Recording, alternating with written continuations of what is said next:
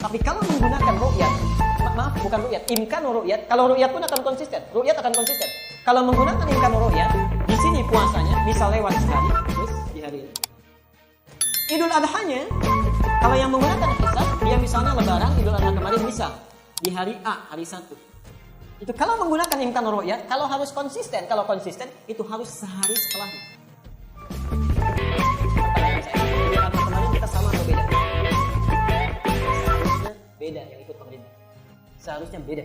Seharusnya ikut setelahnya. Karena hitungan imkan ru'yat mengharuskan kita Idul Adhanya besok hari, bukan hari itu.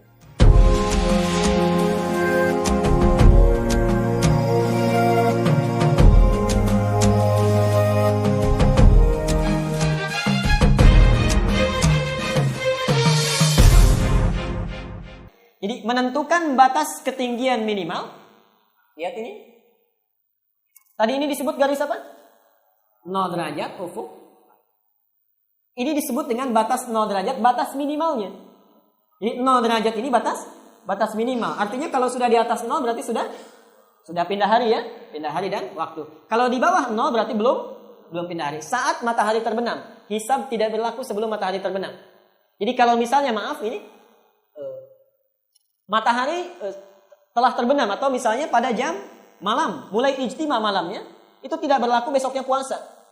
Misal ijtima terjadi pada jam 8 malam, jam 20. Oke. Malam terjadi jam 20, sudah maghrib belum? Sudah, ya. Karena sudah maghrib, mataharinya tenggelam, walaupun ijtima itu tidak bisa dihitung besoknya sebagai hari baru. Walaupun ketinggiannya di atas 0 derajat. Jadi saat matahari terbenam, 3, menentukan waktu konjungsi ijtima sama dengan ru'yat ya. Tanggal berapa? 29 Sya'ban. 29 matahari berkumpul dengan bumi dan bulan. Saya turunkan ini. Garis minimalnya 0 derajat. Kemudian melakukan perhitungan berdasar rumusan yang telah ditetapkan. Jadi ada rumusnya nanti, tidak sembarangan. Karena itu ada ahlinya. Gak boleh seseorang tiba-tiba saya ahli matematika, saya ahli astronomi kemudian menghitung. Tidak begitu. Ada rumusan fikihnya. Dan yang terakhir membedakan konsep secara teoritis dan praktisnya. Nah, sekarang kita akan lihat sebentar. Lihat ke sini Bu ya. Ini sudah saya akhiri dulu. Lihat ke sini sebentar. Bagi hisab, dia akan hitung berdasar hitungan yang kompleks.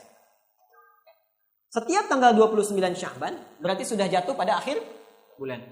Akhir bulan sebelum Ramadan.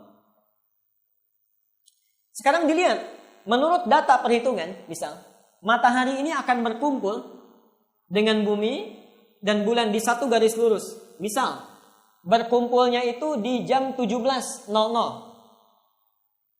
17.00. Atau yang tahun ini saja, insya Allah ijtima akan terjadi pada tanggal 29 Sya'ban, tepatnya di hari Jumat bersamaan dengan 27 Juni, jamnya jam 15 lewat 20 menit, kan? 10 detik. Jam 15 lewat 20 menit, jam lewat 10 detik.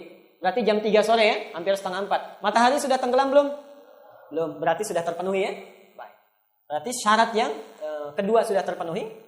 29 Sya'ban, matahari, bumi dan bulan berkumpul. Nah, sekarang saat bumi dan bulan mulai berkumpul, ini sudah pindah hari belum? Belum ya, karena masih di 0 derajat. Saat kemudian matahari tenggelam, tenggelam kan? Baik, bawah. Ini naik tidak? Naik, bulan naik, hilal kemudian muncul. Persoalannya sekarang, berapa ketinggian hilal yang muncul di bulan ini, di tahun ini? Kalau ru'yat itu harus berapa? 5 derajat. Ternyata ketinggian hilal itu saat ini tingginya 0 derajat 31 menit 17 detik. 0 derajat 31 menit 17 detik. Alhamdulillah. Disingkat menjadi 0,3 derajat. 0,3 derajat. Tahun lalu masih 1 derajat, 0, sekian derajat ya, sampai 1 derajat. Perhatikan. Prinsip hisab itu tidak melihat berapa ketinggiannya. Mau 5, mau 3, mau 2. Kalau sudah melewati 0, berarti sudah pindah hari atau belum? Sudah pindah hari. Jadi bagi orang yang menggunakan metode hisab, karena sudah melewati 0 derajat, di atas 0, maka dia sudah pindah hari, sudah pindah bulan. Tapi bagi yang menggunakan hisab, persoalannya bulannya, hilalnya belum kelihatan. Karena itu pasti nanti yang menggunakan ru'yat itu akan digenapkan menjadi 30 hari Syabannya. Ya. Yang menggunakan hisab besoknya akan puasa. Jelas sampai di sini? Baik. Ini bagian yang pertama dulu. Jadi tahun ini ketinggian hilal kita akan hanya 0,3 derajat di atas 0. Bagi yang menggunakan hisab, besoknya pasti akan puasa. Karena prinsipnya begini, kalau malam-malam berdasar Masehi jam 00, 12.00. Kalau jam 12 lebih 1 detik. Sudah pindah hari belum? Sudah. Tapi persoalannya jam itu tidak kelihatan menitnya pindah. Baru begini, tak kita lihat dari jauh. Karena belum kelihatan, saya tunggu sampai berpindah, baru kelihatan menitnya pindah, dipastikan sudah pindah hari. Yang ru'yat nanti akan melihat dulu, ketika tidak kelihatan, baik ya, maka dia akan genapkan menjadi 30. Kalau kelihatan, besoknya puasa. Yang hisab tidak akan berpatokan pada 5 derajat, tapi tetap akan puasa keesokan harinya. Jadi, yang akan menggunakan hisab, itu Sabtunya sudah puasa. Yang akan menggunakan ru'yat, wallahu alam, saya belum bisa jawab, karena belum diru'yat. Tapi secara teoritis tidak akan kelihatan. Karena ru'yat itu nggak ada kalendernya, karena nggak dihitung, dilihat. Karena itu saya katakan tadi keliru kalau mengatakan kalender Sya'ban 30. Dari mana taunya? Kan 29 belum dilihat. Kalau ingin menggunakan kalender 30 tidak akan ada, yang ada 29. Karena itu menggunakan perhitungan hisab. Jelas ya? Kalau ada di kalender kita misalnya hari ini tahunnya 30 Sya'ban, itu keliru total. Dari mana taunya? Kan belum dilihat. Tapi kalau hisab sudah bisa menentukan 29 hari Jumat, sudah naik di atas 0, pindah hari. Jelas sampai sini? Nah, sekarang pertanyaannya belum selesai. Ibu bapak nggak usah tanya dulu ya, saya yang tanya dulu. Pemerintah kita menggunakan apa? Nah, nanti kita lihat.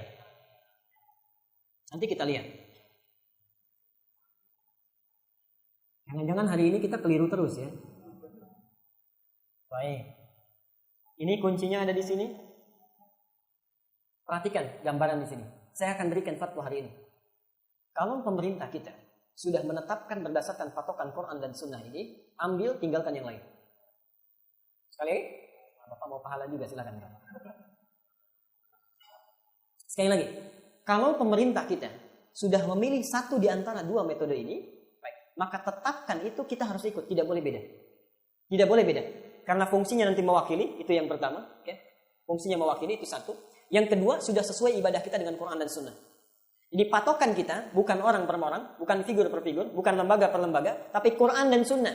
Ketika sesuai dengan itu kita ikuti, tidak sesuai, tidak boleh diikuti. Tidak sesuai, tidak boleh diikuti. Karena itu ketaatan pada ulil amri, mau ditafsirkan dengan siapapun, baik nanti di masjid, baik nanti di ormas ataupun di pemerintah, lihat ketaatannya. Allah mengikatkan dengan satu kalimat. Ati'ullaha wa ati'ur wa ulil. Perhatikan di sini. Saya belum ke sini dulu ya. Ati'ullah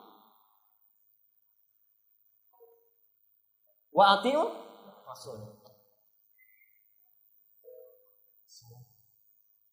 Ibu kalau bersabar, alhamdulillah Bapak, ada keperluan silakan. Ati'ullah wa ati'ur rasul. Yang ketiga wa ulil amri minkum. Wa ulil amri minkum. Nanti kita tafsirkan. Anggap saja dulu ini yang paling tinggi dulu. Saya ingin tanya, baca ini. Ati'ullah wa ati'ur. Baca yang ini. Baik. Lihat, perhatikan baik-baik. Saya garis bawahi. Yang di sini nomor 1 ada kata ati'unya. Taatlah pada Allah. Yang di sini ada kata ati'unya juga. Yang di sini ada enggak? Perhatikan cara menafsirkannya. Perhatikan. Taat artinya ketaatan mutlak. Ketaatan mutlak. Jadi jangan tanya. Kalau Allah sudah perintahkan, jangan tanya lagi. Kalau Rasul sudah mintakan, jangan protes lagi. Lakukan saja. Apa yang kita pandang buruk boleh jadi ada kebaikan di situ. Jelas sampai sini?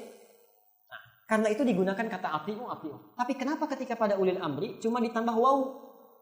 Taatnya tidak ada. Ini artinya ketaatan dengan syarat bila, sekali lagi, bila ulil amri ini menetapkan satu keputusan, yang keputusan itu sesuai dengan ketentuan Al-Quran dan Sunnah Allah dan Rasulnya. Diikat dengan kata taat ini. Jadi bila ketetapan ulil amri tidak sesuai dengan ati'ullah wa ati'ur rasul, Allah dalam Qurannya, Rasul dalam Sunnahnya, maka tidak boleh kita menaatinya. Dan keliru kalau mengatakan kalau misalnya salah ya ikut kita salahnya. Kalau sudah salah jangan diikuti. Itu ijtihad yang masih samar-samar. Hukumnya ada itu boleh. Tapi kalau sudah keliru tidak boleh diikuti. Saya beri contoh begini. Saya pernah tinggal di Tunisia beberapa saat. Itu presidennya sebelum revolusi saat Ramadan Pak Ibu itu tampil di televisi. langsung mengumumkan di hadapan rakyatnya, disimpan air putih di depannya, depan mimbar. Dia katakan, untuk apa puasa? Bikin kita lemas saja, diminum. Lalu minta pada rakyat untuk gak puasa. Bapak Ibu ikut gak? Jadi jangan sembarangan menafsirkan ini. Kalau kita katakan dia ulil amri dan menyampaikan kita untuk buka, tidak sesuai dengan ini, tidak kita ikuti. Nah sekarang kita kembalikan dulu. Kita kembalikan ke sini. Pemerintah kita menetapkan berdasarkan apa? Allahu a'lam, nanti kita bisa lihat. Apakah ru'yah ataukah hisab? Okay. Dan dua-duanya itu tidak ada keunggulan masing-masing. Semua harus taat pada Allah dan Rasulnya. Bila kita ingin melakukan ru'yat, silakan. Ya, itu diberikan pada orang yang paling sederhana sekalipun. Gak punya ngitung, silakan lihat. Bagi orang yang sudah maju, ingin menghitung, memudahkan penanggalan dan sebagainya, silakan gunakan hisab. Tidak ada keunggulan di situ masing-masing. Perhatikan. Ternyata selama ini, saya nggak tahu tahun ini. Selama ini sampai ke belakang, metode yang ada berapa? Satu apa? Ru'yat. Kedua apa? Hisab. Nah, pemerintah dari sampai tahun kemarin itu tidak menggunakan ru'yat apalagi hisab. Yang digunakan metode campur-campur di antara keduanya dikenal dengan nama imkan ru'yah. Imkan ru'yah. Yuk, saya berikan gambarannya. Fokus ke sini. Garis 0 derajat. Ini ada matahari, di sini ada bumi, di sini ada bulan. Lihat ke sini. Ketinggian bisa dilihat berapa derajat hilalnya? 5 derajat. Kalau hisab berapa? Di atas 0, 1 pun jadi, ya kan? 0,1. Perhatikan di sini. Nah, ada seorang pakar di kita, didukung oleh beberapa orang, yang tadi saya sebutkan namanya, mengusulkan bahwa daripada ini berbeda terus, kan suka ada yang pakai ru'yat ya, dilihat. Ada yang menggunakan hisab, ya 2 ormas besar sekarang ya, yang kita tahu itu. Kemudian mengambil jalan tengah, niatnya baik, tapi caranya yang ada persoalan. Niatnya baik. Daripada nanti berbeda terus, ambil saja batas pertengahannya. Beliau mengusulkan tadi, dari 5 itu kan keputusan internasional ya. Yang mungkin dilihat berapa? 4 tadi kan, kata beliau tadi ya, Pak Mas Jamaluddin. Kata beliau, ambil saja yang tengah-tengah, supaya bisa disamakan. Tengah dari 4 berapa? 2 derajat. Dibuat ketentuan, lihat ketentuannya, ini sangat menarik. Kita buat batas 2 derajat. Kalau hilal berada di 2 derajat, saya tanya dulu, bisa dilihat nggak? Ya. Yang bisa dilihat berapa? Anggap saja 4 dulu. Anggap saja beliau. Berapa kelihatannya? 4. Kalau hilal berada di 2 derajat, maka anggap saja kelihatan. Mungkin terlihat sekalipun tidak terlihat. Mungkin terlihat sekalipun tidak terlihat. Baik. Tapi kalau hilal di bawah 2 derajat, misal 0, misal jangan 0 lah, 1,5. Kalau hilal di bawah 2 derajat, sekalipun terlihat maka tidak boleh diakui penglihatannya, harus ditolak. Ya? Karena dianggap tidak kelihatan. Jelas sampai sini? Kalau sampai 2 derajat, dianggap terlihat. Kalau di bawah 2 derajat, sekalipun terlihat harus ditolak, tidak boleh diakui. Jelas sampai sini? Baik. Ini menarik ya, ini satu. Akhirnya apa yang terjadi? Metode ini ditetapkan disebut dengan imkan ru'yah. Imkan itu artinya mungkin, ru'yah itu kelihatan, dimungkinkannya terlihat. Nah selama ini metode yang digunakan di kita ini metode ini. Akhirnya apa yang terjadi? Kan kalau siklus alam itu fenomenanya Allah yang mengatur. Bisa saja Bapak menetapkan dengan hisab. Maaf ya, hisab misalnya, kita tetapkan sekarang itu 0 derajat. Tiba-tiba terjadi fenomena alam, ada orang ru'yat, terlihat. Yang tadinya di bawah 0, tiba-tiba kelihatan. Itu harus ditetapkan. Jelas ya? Nah, tapi persoalannya, muncul ke sini dulu. Ketika ditetapkan imkan ru'yat, akhirnya dampaknya apa? Dampaknya jadi kacau dalam prosesnya. Kekacauan ini terjadi dalam 3 hal. Perhatikan. 1, bertentangan dengan sabda Nabi ketika ada yang lihat. Perhatikan hadisnya. Bapak Ibu sudah hafal kan? Kalau ada 1 orang, 2 orang menjadi saksi, orang itu terpercaya maka harus ditetapkan keesokan harinya dengan Ramadan. Karena ini sudah ditetapkan di bawah 2 derajat. Tidak boleh diakui sekalipun ada saksi. Karena itu orang yang melihat pun pasti akan ditolak. Maksudnya? Dan ini tidak usah saya ungkapkan ya, beberapa tahun kali terjadi ya. Baik, ada yang melihat, disumpah, dikatakan, dan sebagainya tidak diakui. Karena prinsipnya ini. 1. Yang kedua, terjadi inkonsistensi. Sekali lagi, terjadi inkonsistensi. Lihat, tidak konsisten. Kalau tadi di atas 2, okay, kelihatan tidak? Dianggap kelihatan. Belum sampai 4. Ya? Baik. Besoknya ditetapkan Ramadan? Ditetapkan. Kalau di bawah 2, kelihatan tidak? Tidak kelihatan. Kalau kelihatan diterima tidak? Tidak. Jadi kalaupun dilihat, terlihat, kalaupun terlihat itu nggak boleh diterima. Saya ada 1 pertanyaan saja. Kalau sudah tahu tidak kelihatan dan dilihat pun akan ditolak, kenapa dilihat juga? Kan capek. Kita sudah tahu, ini kalaupun kelihatan, itu tidak boleh ditetapkan. Kenapa dilihat juga? Kan sia-sia semua dikeluarkan ya. Baik, jadi ada inkonsistensi di situ. Yang ketiga nanti, ada kekacauan dalam siklus. Ini yang terjadi, termasuk tahun lalu. Ada kekacauan dalam siklus. Nah, saya beri contoh kemarin, misal. Yang menetapkan kemarin, puasanya lebih cepat, berjumlah 30 hari, itu konsisten dengan Idul Adha-nya. Karena ketika pindah, dia beralih ke hisab. Ketika pindah beralih ke hisab. Kalau Bapak Ibu tidak percaya, perhatikan. Saya ingin tanya, kalau zaman Nabi kan setiap bulan lihat ru'yat, lihat hilal. Coba perhatikan, bukankah Ibu ketika masuk Dzulqa'dah lihat tanggal?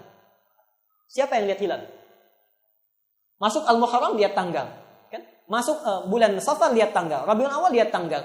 Tapi ketika pindah ke sini, kemudian kita kembalikan kepada ru'yat, ada dalilnya, boleh dilakukan, ada dalilnya. Tapi nanti persoalannya ketika masuk bulan selanjutnya Syawal itu kembali ke tanggal. Oke, kembali ke tanggal. Nah, persoalannya apa? Awal Syawal itu bisa dilakukan ru'yat. Tapi pindah ke bulan Dzulqa'dah, bulan yang ke-11, kita akan lihat Syawal.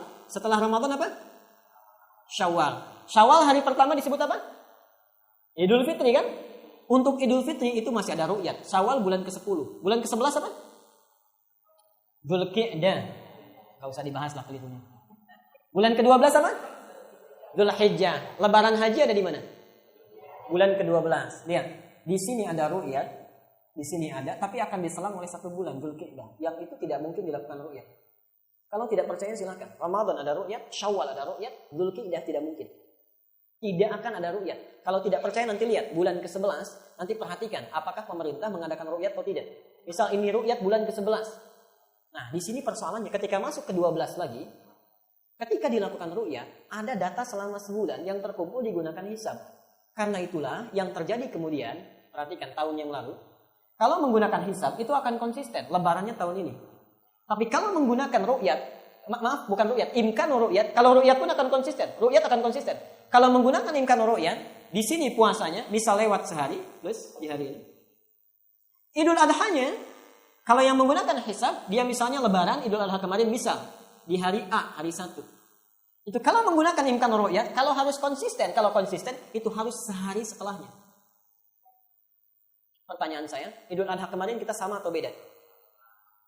Seharusnya beda yang ikut pemerintah. Seharusnya beda.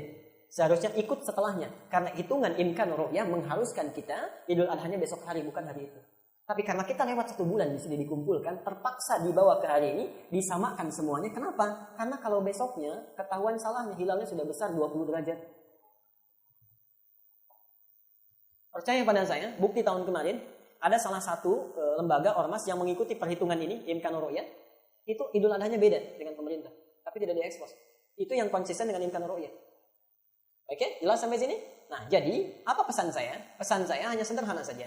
Bila ada di antara 2 metode itu, ru'yat dan hisab, itu sudah diberlakukan, maka pilih salah satunya dan jangan saling mengatakan pada yang lainnya ini yang benar, ini yang keliru. Oke? Dan konsisten dengan itu, ru'yat lakukan, hisab lakukan, konsisten dengan itu. Kalau pemerintah sudah menetapkan, ulil amri menetapkan, di antara 2 ini, ambil satu, tinggalkan yang lain. Tapi kalau memilih di antara yang ini, tidak ada yang dipilih, memilih yang lain yang bisa mengacaukan dalam siklus ini, maka kita harus mengambil yang benar di antara yang 2 itu. Jelas sampai di sini?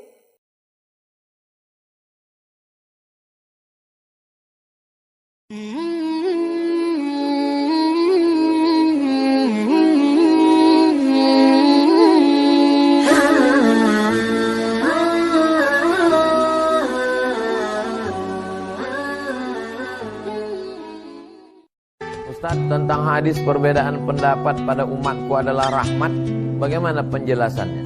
Ikhtilafu ummati rahmatun. Perbedaan umatku ini rahmat.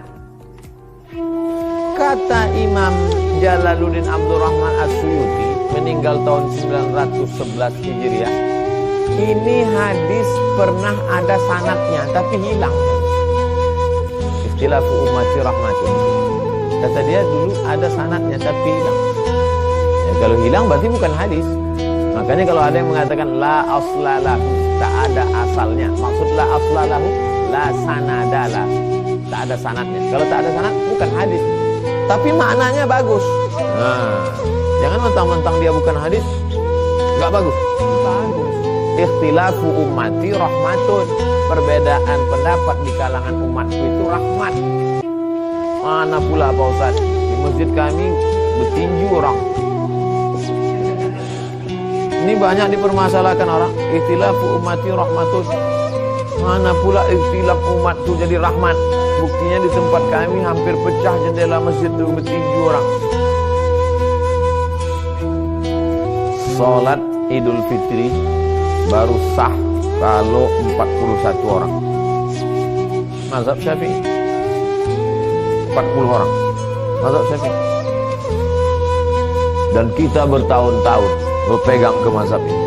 Abdul Somad bertahun-tahun memegang pendapat ini, sudah umur 43 tahun memegang. Tiba-tiba datang COVID-19. Datang COVID. Terus kayak mana sholat Id kemarin? Pakai mazhab Hanafi. Imam satu, makmum beberapa orang. Jadi sholat Id. Nampak ikhtilaf ummati rahmat. Rahmat. Dan kita mana pula berani kita melawan Imam Syafi'i? Tapi karena darurat kita laksanakan sholat Id habis khutbah sampai, dan Majelis Ulama Indonesia pun mengeluarkan fatwa itu. Nampak rahmat. Jadi perbedaan fikih di antar ulama itu menjadi khazanah kekayaan yang luar biasa. Begini kata Imam Hanafi, begini kata Imam Maliki, begini kata Imam Syafi'i, begini kata Imam Hambali, begini kata Imam Al-Auza'i, begini kata Imam Ibnu Abi Layla, begini kata Imam Sufyan Ats-Tsauri, begini kata Imam Sufyan Ibnu Uyainah, begini kata Imam Laits Ibnu Sa'ad, begini kata Imam Ja'far. Kekayaan.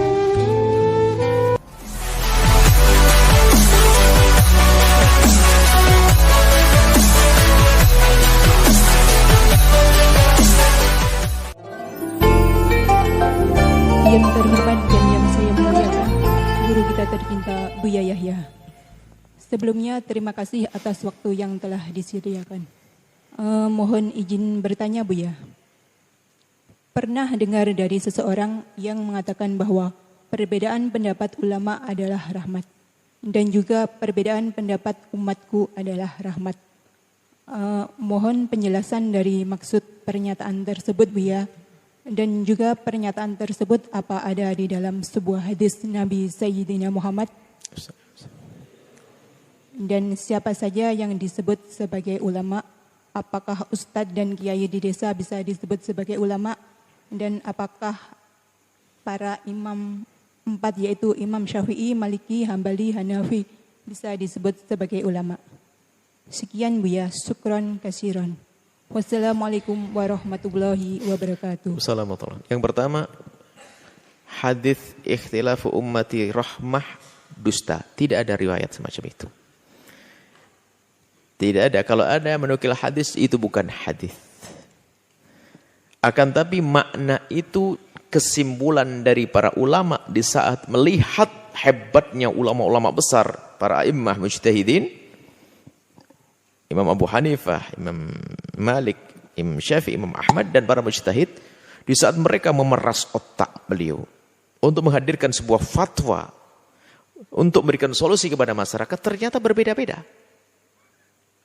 Dan perbedaan ini ternyata memudahkan yang semula nggak bisa jadi bisa. Mereka adalah dengan berpegang, bukan main-main berfatwa. Mereka adalah memeras otak, mendatangkan hujah-hujah sampai menghasilkan sebuah hasil fatwa. Oleh Imam Malik dikeluarkan fatwa. Imam Abu Hanifah dengan hujah yang dapat dikeluarkan fatwa. Kita tidak masuk wilayah tersebut karena kita bukan mujtahid. Kita menemukan pendapat. Imam Syafi'i, Maliki, Hambali mengatakan bahwasanya zakat fitrah harus dibayar dengan makanan pokok yang dimakan oleh orang yang menzakatinya. Wah, ini bagaimana? Repot saya bawanya ini. Kalau diganti duit bagaimana? Ya nggak boleh, nggak sah dalam Syafi'i. Iya.